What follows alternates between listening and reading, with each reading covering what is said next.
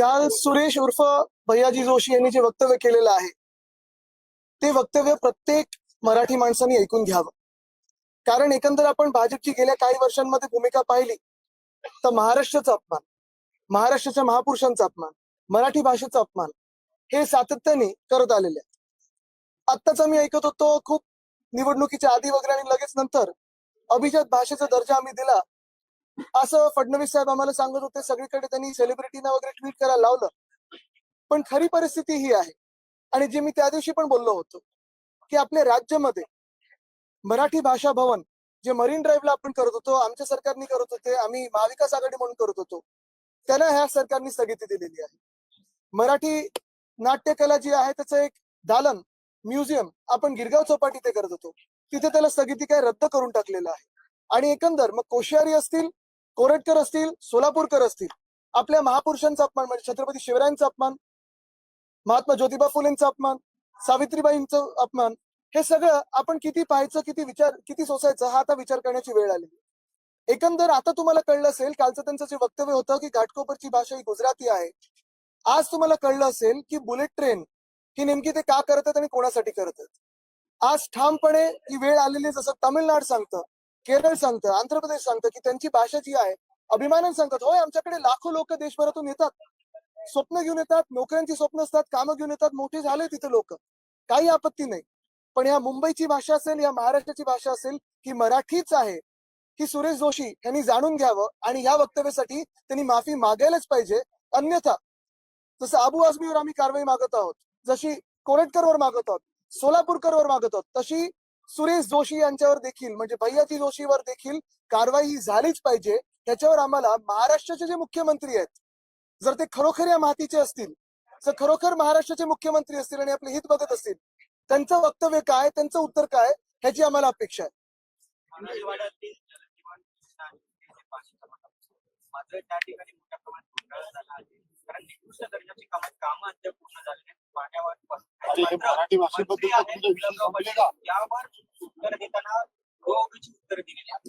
काल पण मी सांगितलं होतं, टपोरी भाषा, मवालीपणा हात दाखवायचा आणि गुलाबराव पाटील हे जसं काल बोलत होते, म्हणजे एक वक्तव्य केलं की ह्यांच्याच बापांनी मला मंत्री बनवलं आणि ते वक्तव्य म्हणजे त्यांनी मान्य केले की माझ्या वडिलांनी त्यांना मंत्री बनवलं. तरी त्यांचं मन बघा किती काळ आहे, तरी ते पळून गेले होते. का? त्यांचा घोटाळा काय होता जे आम्हाला वर्षा बंगल्यात सांगितलं, त्यांनी जगजाहीरपणे सांगावं. पण हेच सगळे पाईपलाईन कुठच्या नळातून काय त्यांच्या घरी येतं, गुलाबराव पाटीलनी सांगावं.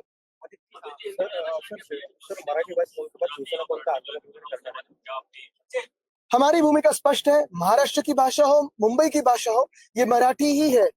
हमारे राज्य में बहुत सारे राज्यों से लोग आते हैं, बसते हैं, सपने लेके आते हैं, उनका योगदान होगा, बड़े हो जाते हैं, सभी का स्वागत है. लेकिन इस भूमि की भाषा, इस मुंबई की भाषा, इस महाराष्ट्र की भाषा मराठी है. जैसे तमिलनाडु की तमिल है, कर्नाटक की कन्नड़ी है. और यही मैं कहना चाहता हूं कि भाजपा की प्रथा रही है. आज तक आपने देखा होगा, फिर वो कोश्यारी जी हो, कोरटकर हो, सोलापुरकर हो, हमारे महापुरुषों का अपमान करते आए हैं. फिर वो छत्रपति शिवाजी महाराज का अपमान हो, महात्मा ज्योतिबा फुले का अपमान हो, सावित्रीबाई फुले का अपमान हो, इस विधान भवन का अपमान हो, ये सारे लोग, इनकी विचारधारा भाजपा की यही है कि महाराष्ट्र का अपमान करते रहे और महाराष्ट्र को कम कैसे दिखाया जाए. कल जो सुरेश जोशी ने कहा है, भैयाजी जोशी ने कहा है कि घाटकोपर की भाषा गुजराती हो सकती है, बिल्कुल नहीं, मुंबई की भाषा मराठी ही है. और आज आपको पता चला होगा, मुंबई को पता चल गया होगा कि इनको बुलेट ट्रेन क्यों करनी है. क्यों नहीं इन्होंने बुलेट ट्रेन मुंबई से दिल्ली की, क्यों नहीं इन्होंने बुलेट ट्रेन मुंबई से नागपुर की. आज जैसे मैं ये कहना चाह रहा हूं, वैसे ही पिछले कई दिनों में मैंने सुना था और यही बात मैंने लोगों के सामने लाई थी कि मुंबई में मराठी भाषा भवन इसी सरकार ने स्थगित कर दिया है. उसका काम मराठी रंगभूमि का जो दालन हम करने जा रहे थे उसको रद्द कर दिया है, क्योंकि इनको मराठी का अपमान करना है, महाराष्ट्र का अपमान करना है. मुझे लगता है पिछले हफ्ते ही महाराष्ट्र के मुख्यमंत्री ने कहा था कि मुंबई का अभी आर्थिक महत्व खत्म हो गया है. मुंबई अभी आर्थिक कैपिटल नहीं है, फाइनेंशियल कैपिटल नहीं है. यही भाजपा ने किया है पिछले 10 सालों में. सारे के सारे जो हमारे हेडक्वार्टर्स थे, ऑफिस थे, यहाँ से लेके गए दिल्ली या गुजरात. क्यों होते जा रहे? विधानसभा में उठाएंगे बिल्कुल, लेकिन भाजपा अगर आप देखिए तो इस पे चिड़ी चुप करके बैठा है. क्यों नहीं महाराष्ट्र के मुख्यमंत्री बोलते हैं? आदित्य जी, होली का त्योहार नजदीक आ गया है. अलीगढ़ मुस्लिम यूनिवर्सिटी ने अपने स्टूडेंट्स को होली खेलने की इजाजत नहीं दी है, मना कर दिया है. आप क्या प्रतिक्रिया देते हैं, क्योंकि उन्होंने रमजान के लिए अपने वर्किंग आवर्स चेंज कर दिए, लेकिन होली की परमिशन वो नहीं। मुझे लगता है सबसे बड़ा मुद्दा मेरे लिए आज यही है कि सुरेश उर्फ भैया जी जोशी ने जो कल कहा है वो ही है। रही होली की बात, देश में सरकार किसकी है? भाजपा की है, और तो भी हिंदुत्व खतरे में। आदित्य जी, महाराष्ट्र में चल क्या रहा है? बजट सत्र शुरू हो गया है और ऐसे में चल क्या रहने फॉग चल रहा है। भैया जी जोशी हो या फिर अबू आजमी हो, जिस तरह से भाषा का पापड़ कर रहे हैं, देवेंद्र फडणवीस कल खुद बोले कि हाँ, हम अबू आजमी जी को जेल में डालेंगे। क्या आपको लगता है कि सच में ये होगा? बिल्कुल, जैसे अबू आजमी की मांग हम 2 दिनों से कर रहे थे, भाजपा ने 2 दिन लगा उनको सस्पेंड करने में, और क्योंकि यही भाजपा की बी टीम है और ये सत्य है, वैसे ही अगर जैसे अबू आजमी पे कार्रवाई होनी चाहिए और हम ये तो मांग करें जेल में डालिए, नो प्रॉब्लम, डालना ही चाहिए। जो भी औरंगजेब की प्रशंसा करेगा उस पर कार्रवाई होनी ही चाहिए।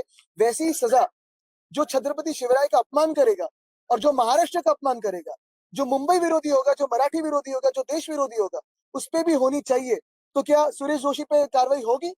क्या कोरटकर पे कार्रवाई होगी? क्या सोलापुरकर पे कार्रवाई होगी? एक सोलापुरकर को बचाने के लिए, एक कोरटकर को बचाने के लिए अबू आजमी को इन्होंने एक्टिवेट कर दिया। पर आप बोल रहे हैं कि बी टीम है, तो जैसे बहुत खतरनाक विजुअल आया, बहुत वायरल हुआ है, जिसमें दिख रहा है कि लॉ एंड ऑर्डर कहीं ना कहीं कोलैप्स हो। आप देखिए, मुंबई में हो, महाराष्ट्र में हो, मैन्युफैक्चरिंग की क्या स्थिति है अभी, जॉब्स की क्या स्थिति है, महंगाई की क्या स्थिति है, यही जो सोशल अनरेस्ट है उसकी क्या स्थिति है, क्राइम्स की क्या स्थिति है, और ये सारी स्थितियों को छुपाने के लिए, उस पर पर्दा डालने के लिए ये सारे वक्तव्य किए जा रहे हैं, क्योंकि हम इसी में उलझे रहे, हम इतिहास में उलझे रहे। भविष्य की ओर देखिए ना, जो अभी की परिस्थिति है उसकी ओर देखिए ना, इसलिए भाजपा में भूतकाल में उलझा रही है। आदित्य जी, आपने कहा कि अबू आजमी जी बी टीम है, तो जिस प्रकार से बयान आया कि उनको जेल में डालेंगे, तो सिर्फ बयानबाजी है, दिखावा, या सच में कुछ होने वाला है? मैं महाराष्ट्र के मुख्यमंत्री को यही पूछना चाहता हूँ, अबू आजमी तो उनको सजा तो हुई है, और देनी है और दीजिए, लेकिन कल जो सुरेश जोशी ने कहा है, भैया जी जोशी ने कहा है, उनको कुछ सजा मिलने वाली है? जो कोरटकर ने कहा है, जो सोलापुरकर ने कहा है, उनको कोई सजा देने वाले? आज यही सवाल महाराष्ट्र पूछ रहा है कि आज महाराष्ट्र का अपमान हो रहा है, मराठी का अपमान हो रहा है, मुंबई का अपमान हो रहा है, मुंबई का महत्व कम किया जा रहा है। देश में अगर आप देखें तो बहुत सारे राज्यों में जब मैं जाता हूं तो उनको भी यही लग रहा है कि सिर्फ एक ही राज्य को प्राधान्य दिया जा रहा है, वो है गुजरात, बाकी सारे राज्यों को पीछे छोड़ा जा रहा है। तो आज महाराष्ट्र के मुख्यमंत्री सुरेश उर्फ भैया जी जोशी पे कुछ बोलेंगे या नहीं, सोलापुरकर पे कार्रवाई करेंगे या नहीं, कोरट पर कार्रवाई करेंगे या नहीं, आज यही सवाल है। धन्यवाद।